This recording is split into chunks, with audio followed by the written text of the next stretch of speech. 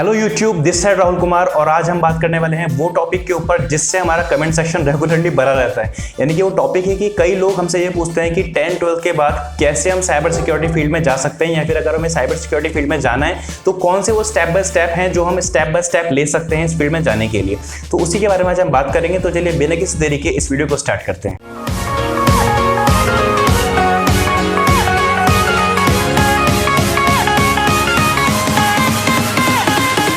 तो दोस्तों सबसे पहले हम बात करते हैं कि अगर आपको साइबर सिक्योरिटी फील्ड में जाना है तो उसमें आप किस तरह से आगे बढ़ सकते हैं। तो साइबर सिक्योरिटी में जाने के लिए सबसे पहले हमें मस्ट है कि अगर आप कोई भी एथिकल हैकिंग कोर्स परचेस कर रहे हैं तो उससे पहले आपका कुछ इंपॉर्टेंट सेक्शंस हैं जहां पे आपका नॉलेज इंपॉर्टेंट है कि वहां पे आपका नॉलेज अच्छा होना चाहिए, मस्ट होना चाहिए। वो सेक्शंस कौन कौन से हैं उसके बारे में आज हम डिस्कस करेंगे।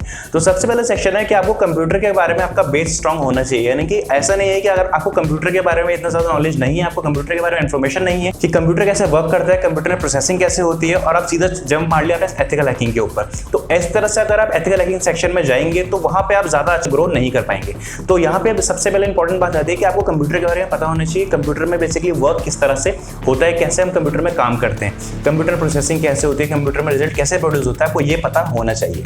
उसके बाद हम बात करते हैं आपका अच्छा नॉलेज होना चाहिए कंप्यूटर हार्डवेयर पे। यानी कि जो आपको पता होना चाहिए कंप्यूटर के मदरबोर्ड के बारे में, कंप्यूटर के हार्ड ड्राइव के बारे में, कंप्यूटर के जो भी सेक्शन होते हैं लाइक रैम है, रोम है, और इस तरह से अलग अलग SMPS है, अलग अलग सेक्शंस होते हैं कंप्यूटर के मदरबोर्ड के अंदर। तो उसके बारे में आपको पता होना चाहिए कि इसके जो पार्ट्स हैं वो किस तरह से काम करे जाते हैं और वो पार्ट किस तरह से इसमें लगाए गए हैं और क्यों लगाए गए हैं। तो उसके बारे में आपको पता होना चाहिए। सेकंड हम बात करते हैं जो बहुत इंपॉर्टेंट टॉपिक है वो है नेटवर्किंग का। आपको एथिकल हैकिंग में जाना है, साइबर सिक्योरिटी में जाना है, तो सबसे इंपॉर्टेंट जो टॉपिक आता है वो है नेटवर्किंग का। दोस्तों आपको नेटवर्किंग का नॉलेज बहुत ज्यादा स्ट्रांग होना चाहिए साइबर सिक्योरिटी में। लाइक आपको पता होना चाहिए कि OSI मॉडल क्या होता है, TCP/IP मॉडल क्या होता है, इंटरनेट किस तरह से वर्क करता है, नेटवर्क क्या होता है, नेटवर्किंग क्या होता है, नेटवर्क कितने टाइप के होते हैं, इंटरनेट प्रोटोकॉल क्या होता है, इसके कितने वर्जन होते हैं। इस तरह से बहुत ज्यादा टॉपिक्स है नेटवर्किंग में। तो आपका नेटवर्किंग का जो बेस है वो बहुत ज्यादा स्ट्रांग होना मायने रखता है अगर आपको एथिकल हैकिंग फील्ड में जाना है तो सबसे पहले आपको स्टार्ट करना पड़ेगा नेटवर्किंग से।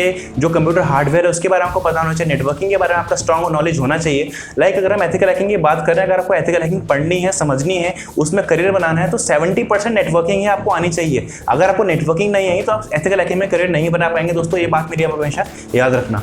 उसके बाद हम बात करते हैं आपका जो अलग अलग ऑपरेटिंग सिस्टम्स होते हैं उसके बारे में भी आपको नॉलेज अच्छा होना चाहिए। लाइक आपको पता होना चाहिए लिनक्स ऑपरेटिंग सिस्टम किस तरह से वर्क करता है। लिनक्स के ऊपर मैं पहले भी एक वीडियो बना चुका हूं, 2.5 घंटे की वो वीडियो है जहां पे आप 2.5 घंटे में लिनक्स के ऊपर कंप्लीटली अपने हैंड्स ऑन अच्छे से प्रैक्टिस कर सकते हैं। आप वहां पे अच्छे से आपको लिनक्स चलाना आ जाएगा, लिनक्स पे वर्क कैसे करते हैं ये आपको आ जाएगा उस वीडियो को देख के। तो लिंक नीचे डिस्क्रिप्शन पे और आई बटन पे आपको उसका लिंक मिल जाएगा। तो वीडियो को जरूर देखिएगा अगर आपको लिनक्स नहीं आता है तो। अब हम बात करते हैं लिनक्स के बाद अगर आपको आना चाहिए तो आपको विंडोज सर्वर का इस्तेमाल करना आना चाहिए कि विंडोज सर्वर क्या है, किस तरह से वर्क करता है। यानी कि बेसिक फंक्शनैलिटी पता होना चाहिए हर ऑपरेटिंग सिस्टम के लिए, चाहे वो लिनक्स हो, चाहे वो विंडोज हो, चाहे वो मैक हो, कोई भी ऑपरेटिंग सिस्टम हो उसको वर्क करना आना चाहिए।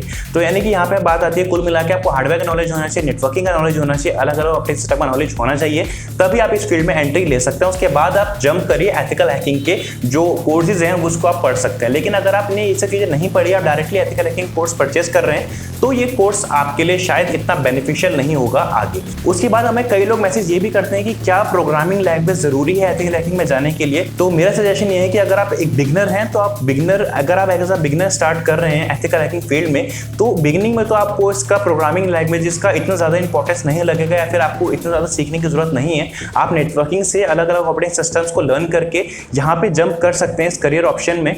लेकिन उसके बाद जब आप यहाँ पे थोड़ा सा अपना हैंड्स ऑन कर लें, यहाँ पे आपने थोड़ा सा एक्सपीरियंस आपको हो गया इस फील्ड में, तब आपको प्रोग्रामिंग लैंग्वेज की जरूरत पड़ेगी टूल्स बनाने के लिए, स्क्रिप्ट्स लिखने के लिए। तब वहां पे आपको जरूरत पड़ती है प्रोग्रामिंग लैंग्वेजेस की, जिसमें आप पाइथन सीख सकते हैं, आप जावास्क्रिप्ट सीख सकते हैं। उसके बाद आप इस करियर में अच्छा अपना करियर ग्रोथ कर सकते हैं। तो प्रोग्रामिंग लैंग्वेज बिगिनर के लिए नहीं है, या फिर अगर आप सीखना चाहते हो तो सीख सकते हैं, कोई उसमें दिक्कत वाली बात नहीं है, कोई प्रॉब्लम नहीं है। लेकिन अगर आप बात करते हैं कि आपको बहुत ज्यादा मैंडेटरी है तो नहीं, मैंडेटरी नहीं है। आप स्टार्ट कर सकते हैं नेटवर्किंग से, जैसा कि मैंने आपको बताया। उसके बाद आप धीरे धीरे करके लैंग्वेजेस सीख सकते हैं।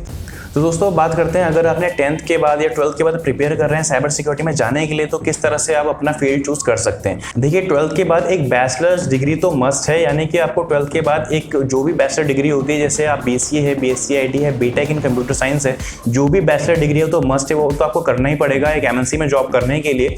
उसके बाद आप सर्टिफिकेशंस कर सकते हैं, लाइक EC काउंसिल के सर्टिफिकेशन आप कर सकते हैं साइबर सिक्योरिटी में, एथिकल हैकिंग के, आप कॉम्शी के सर्टिफिकेशन कर सकते हैं, कॉम्शी सिक्योरिटी के। इस तरह से मल्टीपल वेंडर्स हैं जो कि आपको सर्टिफिकेशन प्रोवाइड करता है, आप उसके सर्टिफिकेशन कर सकते हैं।